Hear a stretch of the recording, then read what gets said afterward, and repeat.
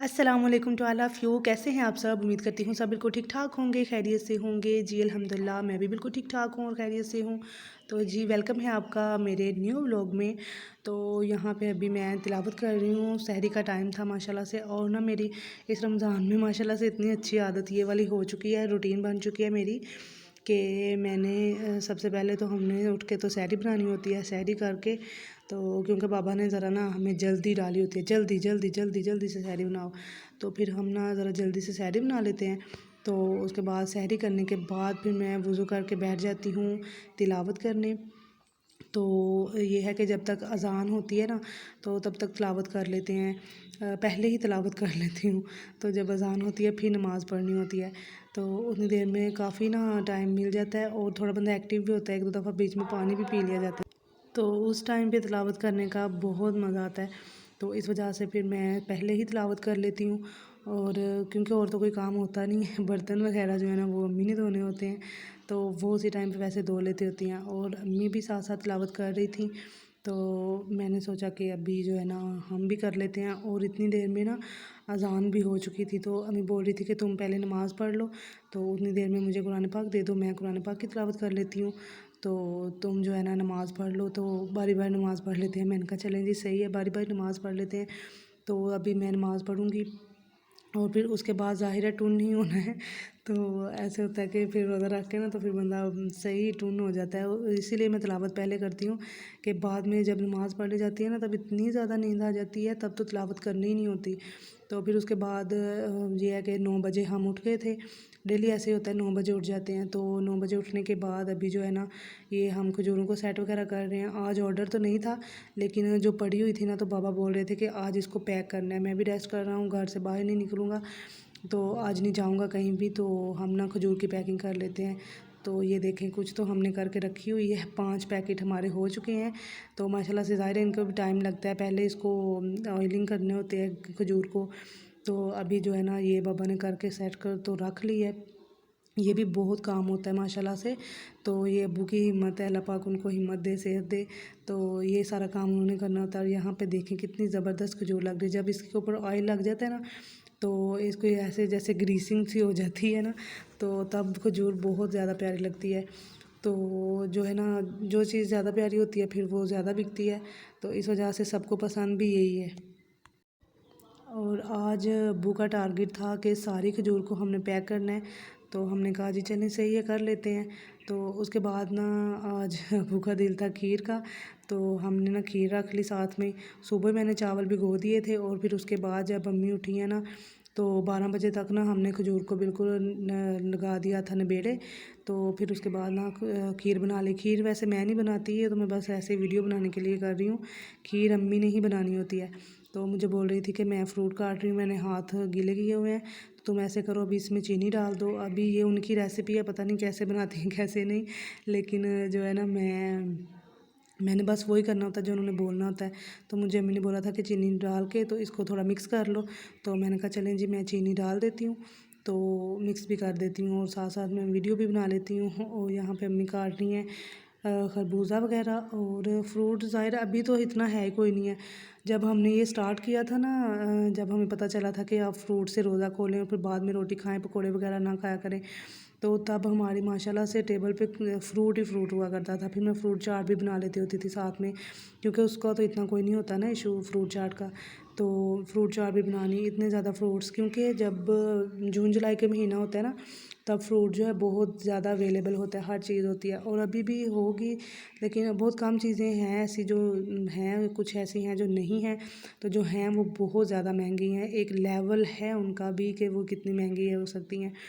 तो बस फिर जो जितना शुक्र है अल्हम्दुलिल्लाह, अल्लाह का इतना भी का शुक्र है कि अल्लाह की ज़ात इतना दे रही है। तो महंगाई ने तो वैसे कोई कसर नहीं छोड़ी हुई। चलें खैर, अल्लाह पाक अच्छा करे, बेहतर करे। तो यहाँ पे अभी खीर में डाल दिया गया है दूध। पहले अम्मी शायद उसको ना पानी में गलाती हैं चावलों को, फिर उसमें दूध डालती हैं। तो और साथ में थोड़े से वो भी डाल दिए हैं गिरी और बादाम वगैरह भी, जो कुछ था ना घर में अवेलेबल वो डाला है उन्होंने। और जी दूध अभी डाल रही हैं। तो ये वाली 2 गड्डियाँ दूध की डाली हैं माशाल्लाह से। दूध ज़ाहिर है ज़्यादा हो तो फिर मज़ा आता है ना दूध इसका, खीर का।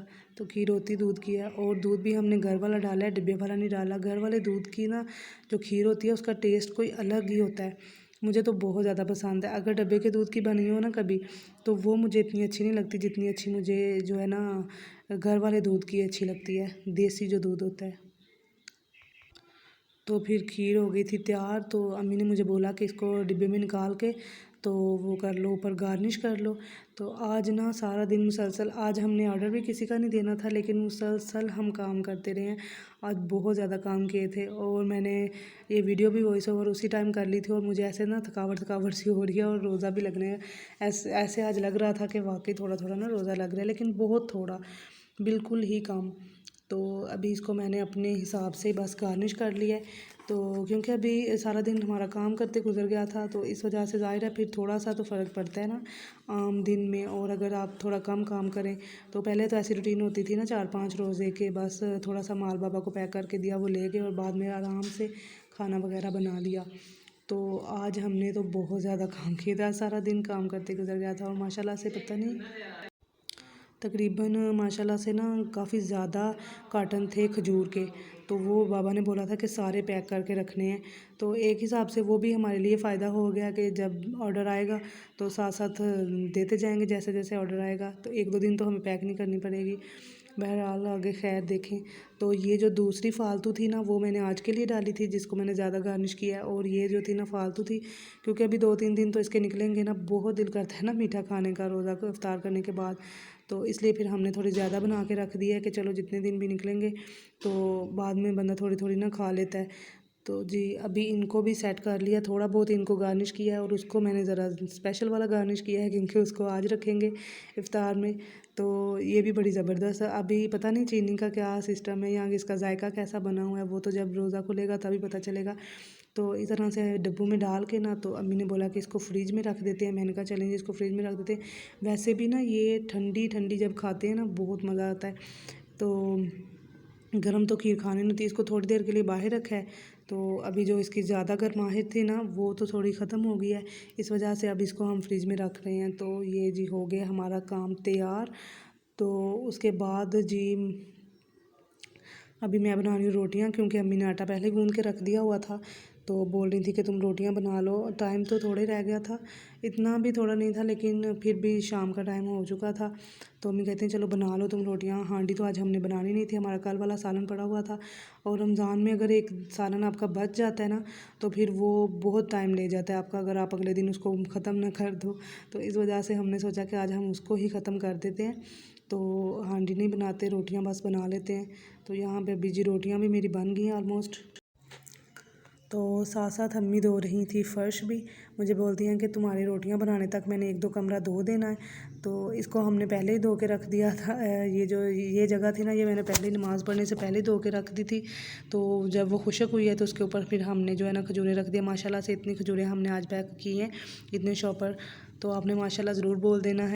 और फ़र्श भी धोना ज़रूरी था क्योंकि फ़र्श बहुत ज़्यादा गंदा हुआ था। और यहाँ पे देखें जी अभी हमारा फ़र्श हो गया धुल के रेडी, और पंखा लगा के हमने इसको खुश्क भी कर लिया। इतना शुक्र है कि इतना हल्का हल्का सा लग रहा है। जब पहले था इतना गंद होता है ना, तो वो फिर बड़ा अजीब लगता है। इस वजह से फिर हमने सोचा कि अभी शाम को फ्री हैं तो फिर शाम को ही धो देते हैं। तो उतनी देर में बाबा भी आ गए थे। तो बाबा वैसे बाहर गए हुए थे, और ये सब्ज़ी लेकर आई हैं जी अम्मी रेड़े से। और वो जो है ना स्ट्रॉबेरी लेकर आए हैं बाबा। उनका शुक्र है आज आपको स्ट्रॉबेरी मिल गई है, 2-3 दिन से कह रही हूँ तो लेकर ही नहीं आ रहे थे।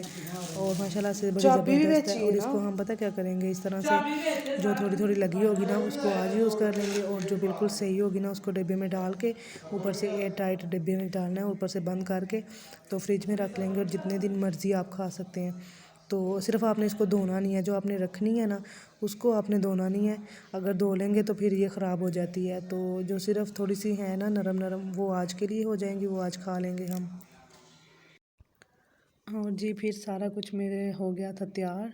तो इफ्तारी की सारी तैयारी हो गई थी, और अभी रोज़ा खुलने में सिर्फ 10-15 मिनट रह गए थे। तो मैंने कहा सारी चीज़ें मैं अभी टेबल पे लगा लेती हूँ, इसके बाद फिर रोज़ा खोलेंगे। और उसके बाद जी यहीं पे साथ साथ मैं कर लूँगी अपने ब्लॉग का एंड भी।